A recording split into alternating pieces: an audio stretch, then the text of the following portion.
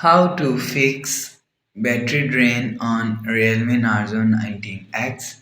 Let's start the video if you want to fix this problem. So first of all, check your battery drain app. After check battery draining apps, you will see your problem is solved.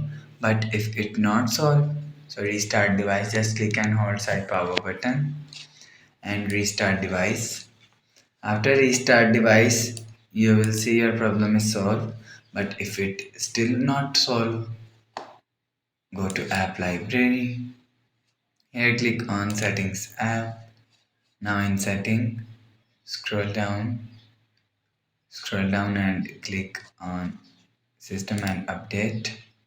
After click on system and update, click on backup and reset and click on reset phone and click on reset all setting. After click on reset all setting, enter your phone pin and click on reset. After click on reset, go back to home screen. You will see your problem is solved. So that's how you can fix battery drain after on Realme Narzo 90x. If you like the video, please subscribe. Thanks for watching.